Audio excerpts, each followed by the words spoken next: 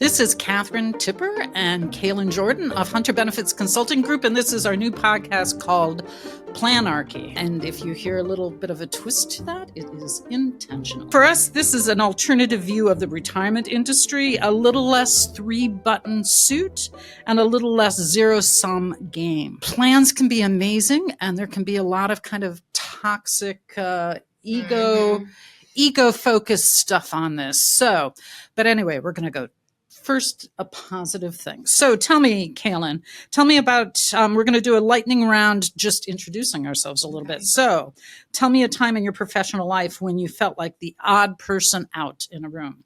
Honestly, at some of the meetings that I've gone to in the 4 months that I've worked here, where it's like mostly men, that has happened, people with like a lot more experience. But I would say there's been so many times in my career when I've walked into a room and I've been the only person that looks like me.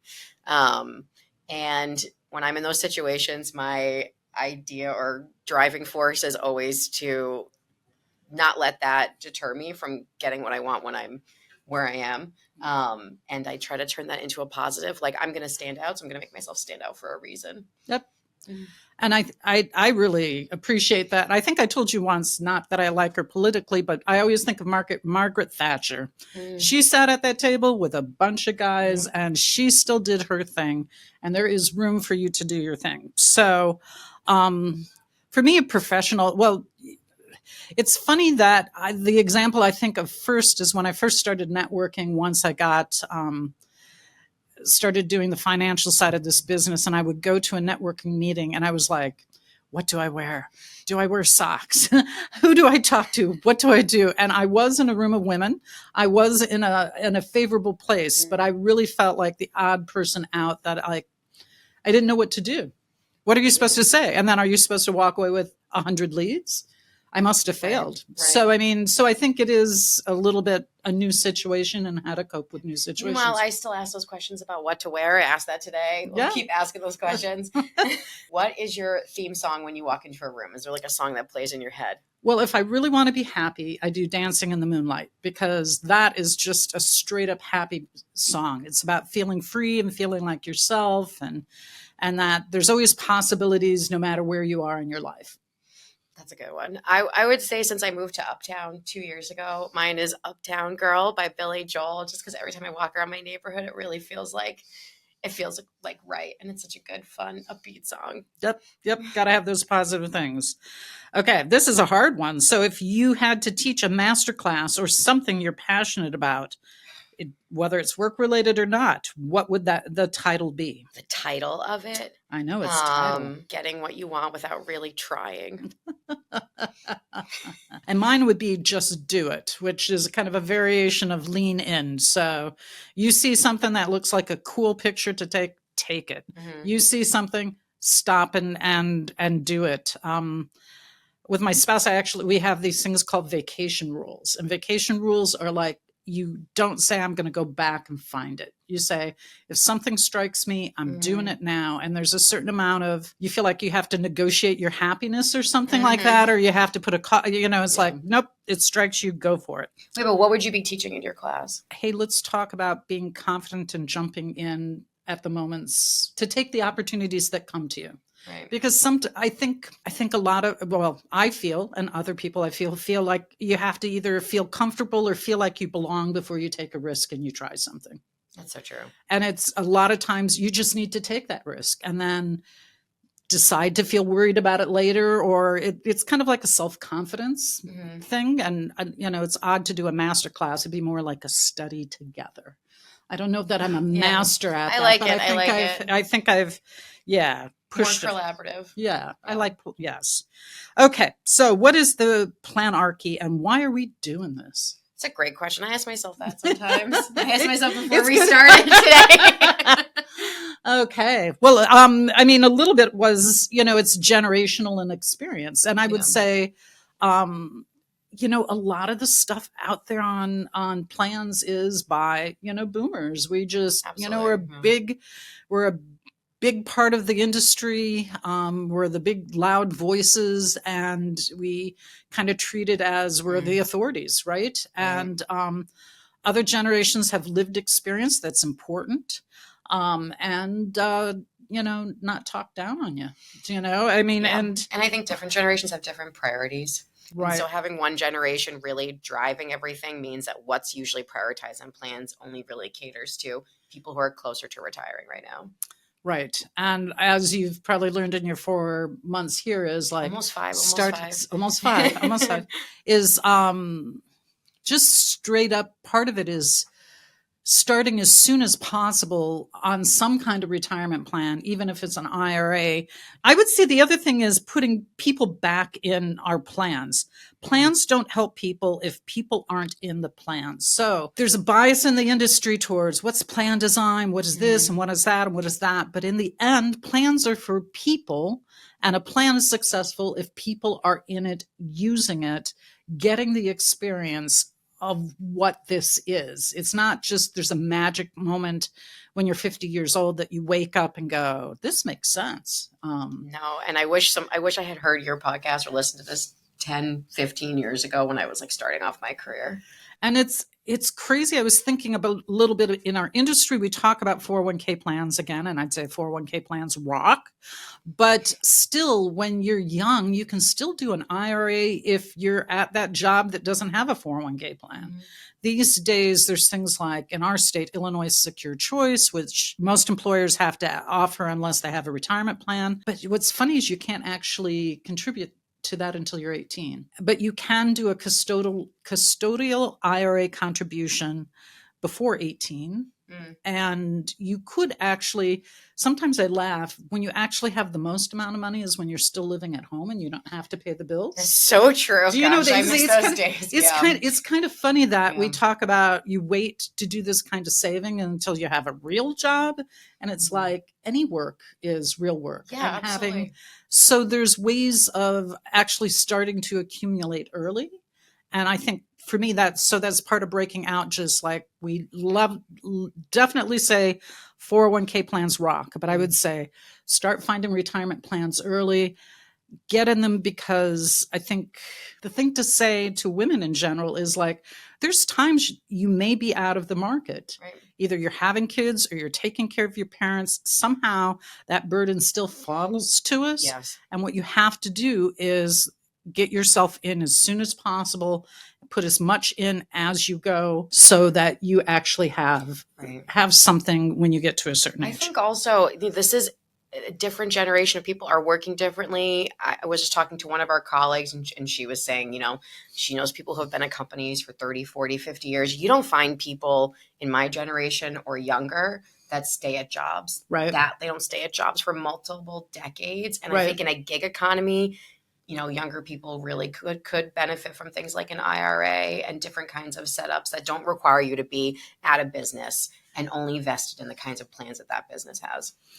Though the crazy thing is, if you're in the gig economy and you are making your own money, you are technically an employer and you could sponsor your own plan. See, yeah, so I didn't even know that. Like, so that actually is kind of, if your generation works differently, then they should use some of the opportunities they have in an economy that's no longer you're just an employee or you're just an employer. You might be both. Throughout the whole time. But the big point was to put people back in plans, meaning encouraging people to start early, start doing that, and be consistent. And then also just, I think a lot of naysayers want to put you in a position where they say you need to go, the cost benefits, this is good, that's bad. And people get paralyzed in terms of really, I'll put it off till I'm older. Right. I'll put it off till I have a bigger job. And it's like, no, consistently learning to save in the beginning and learning it. You actually learn a lot by doing it. Do you know you do? Yeah, it's absolutely. You can't. I was actually just chatting with somebody about I need to roll over my old 401ks into ours into something new, and I haven't had to do any of that 401ks I've had previously. Just kind of left alone until I came here and realized, wow, I need to really get my house in order a little bit more. Right. Don't forget them. No, I won't. There's a sticky note on my computer to do it. Okay. Very good. And so I think part of this is to question some of the assumptions in the industry. So what assumptions in the industry do you already see that you think we should question? I think people assuming what somebody knows. I think when I meet with somebody in this business, in this industry, I assume that they know as much as we do as compliance people. And the more conversations I have with people who deal with retirement plans, I've realized that there's still a knowledge gap of things that they don't know, and assumptions that they're making about what their clients are going to want, what kind of plan is best, without really understanding all the different options. Right. So I think that that's definitely something that's holding people back. So it's almost being vulnerable to being asking questions and finding out where people really are. Yeah. And I think as somebody new, and I'm it's so okay to happy to say that. ask questions because there's so much that I don't know. All I do is ask questions, and I'm finding out a lot of things as I do that, but I'm not noticing the same kind of curiosity in the people that I'm dealing with. Excellent point about curiosity. Okay. So now, how did we get here? Like you and I. So I'm going to ask you first, where were you 15 years ago? 15 years ago, I was, so what year would that be? 2010. Yes. Okay, Yeah. 2010, Jeez. I had, I had just graduated from college into a recession. So I was back on the East Coast. I was living with my parents. I wasn't working. I think I was doing my first and only professional theater show. I was volunteering with a couple of nonprofits that one eventually turned into a job, but it took me 3 years out of school to get my first full-time job. That is crazy. It was just not where I was, and the way that the economy was just not really in the industry I was in. And that is often true about investments and everything. Is the economy that you graduate into is really important, and the economy that you retire in is important too. And so sometimes that's why you have to give yourself some options so you don't retire in a really bad economy. 15 years ago, I'm like now, hit my stride a little bit more of, I was doing loans and distributions here.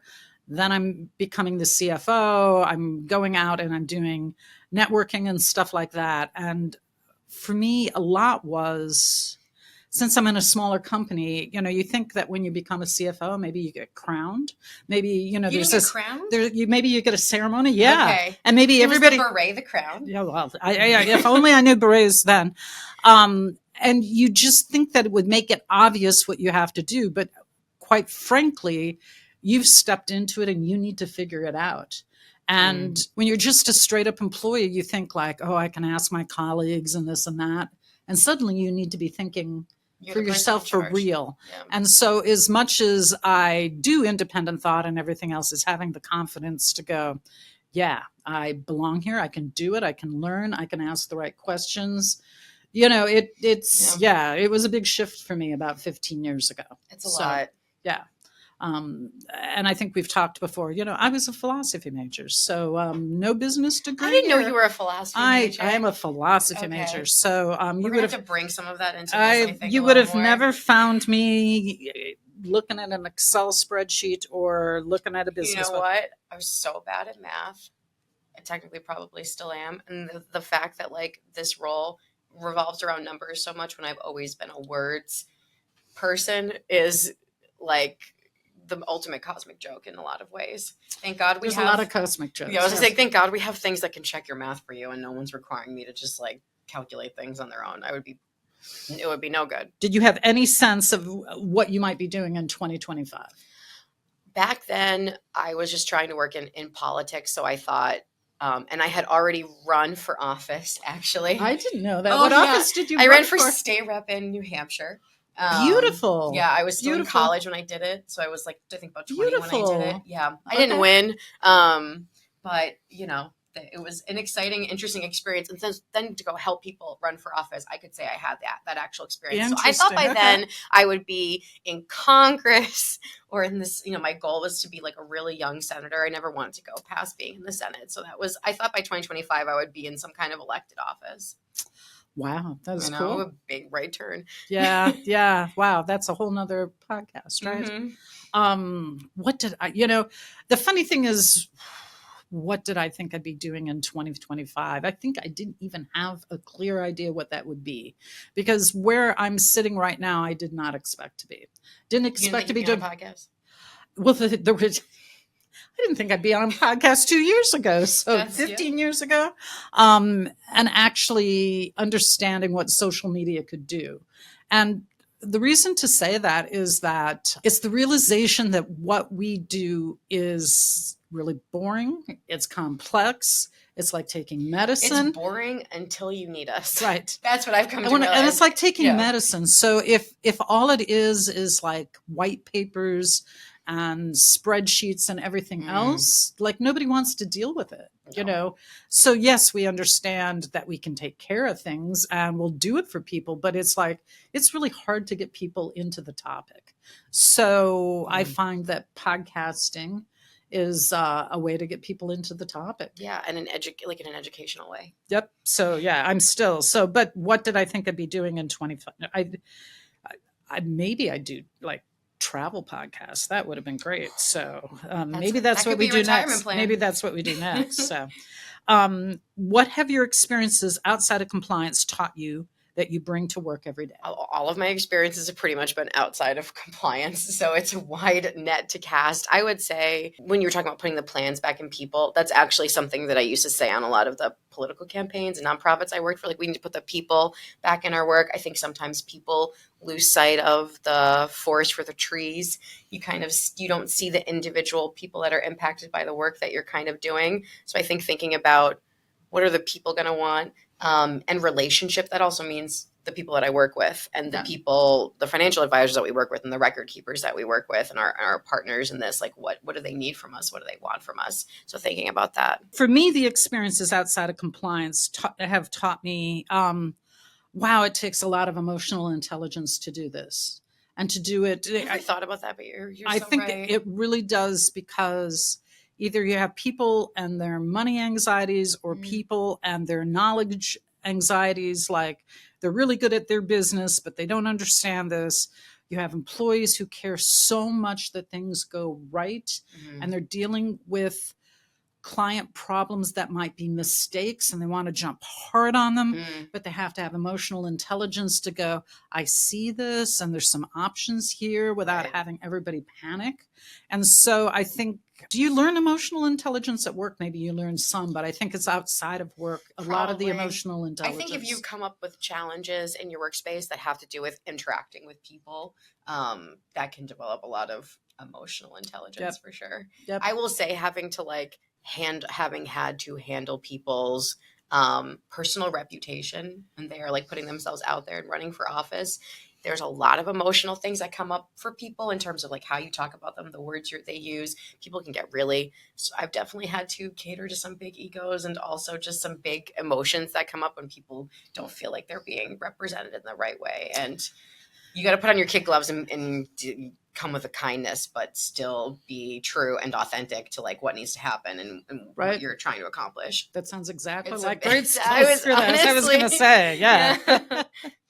So nuts and bolts, areas of interest. So what is the benefit of the consulting model? And we're going to talk about that in various episodes. So what's happening in the industry right now is there's a real flattening of all the processes by AI, right? And it makes it sound like if we have just an amazing process, it's all going to go wonderfully. There's going to be no problems. It's going to be really slick and easy. And we don't have to spend much money.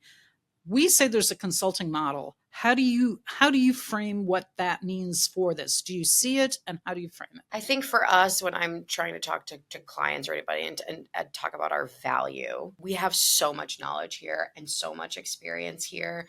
And there are just things that AI is never going to catch. There are constantly changes that are happening in this industry, regulatory changes that are coming up. And if you don't have people that understand that, are experienced with that, and know that those AI models aren't getting updated like that. And there's nothing like people being able to pick up the phone, call the person who's in charge of your plan and say, I'm worried about this. The AI is not going to sit on the phone with you and explain in detail over and over again, because we have to do that sometimes. We say things a couple of times to clients in different ways about what works and what doesn't work and what they need to do and what they don't have to worry about as much. And there's nothing like that kind of human connection of like, somebody else is worried about this just as much as I am. The AI doesn't care.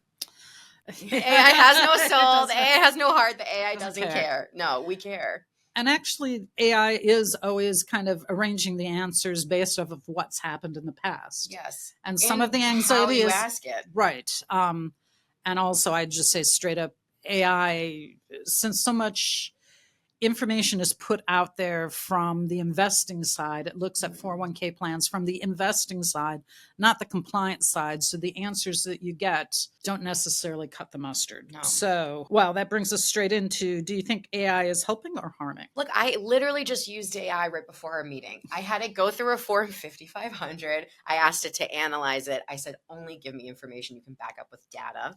Wow. And then I asked one of our colleagues who's really smart to look at it and tell me, does this all look okay? And it mostly looked okay. So I use AI. You and I both, I know you use AI. I know you use AI. But at the same time, there are just some, I think that people thinking that AI is going to replace what we do is harmful, because it just doesn't have that capacity. And why would you want something that has so much fallibility to be able to, when we have multiple people checking things? It's not like there's one person that's responsible, because one person might be fallible. We have a team of people here that are going to make sure that everything is covered.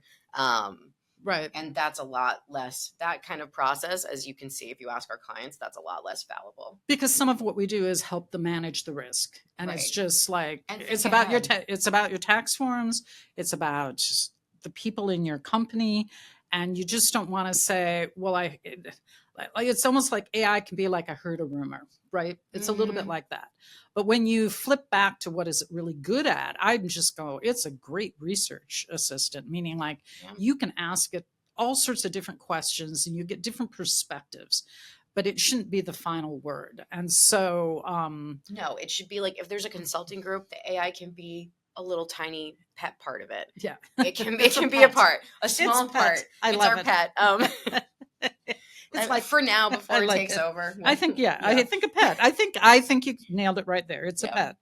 And I actually want to say what I've learned in the last week, actually, from what somebody put in LinkedIn, is that technology should be the floor, not the ceiling. And so people who do advice and stuff like that, people want us to be able to crunch the numbers, look at things, everything else. Technology can make that amazing, but that's the beginning. That's not the end. And the consulting on top of it and the people skills in there of helping someone either understand what's happening in their plan, problem solving. Now we're at a different juncture. All of those things, very helpful to have the consulting model and have a human being. Absolutely. It's a tool that we can use within the consulting model. It can't replace it. Yep. Things coming up. So it's September. Back to school season. Back to school. Did you buy any back to school supplies? I have to ask. No, I have enough colored pencils already. Okay, I'm not gonna lie. I did go to Target and I did buy a notebook and pencils, and I haven't. Did you feel good? I felt great. I love this time of year. I know. There's a part of me that always wishes I was going back to it's school. Possibilities, yeah. It just feels like, even though that year is kind of coming to a close technically, calendar year-wise, it does feel like a new year starting almost. So I would say using that energy to look at your plan, to be serious, is just like, it is time to go. What happened last year? What do you want to have happen next year? What is the way that you either need to have tweaks in your plan? Do you need projections on your numbers and what should be contributed? There's all sorts of things that this is a perfect time to take a review on that. So any other important things that you can think of? The name's dope.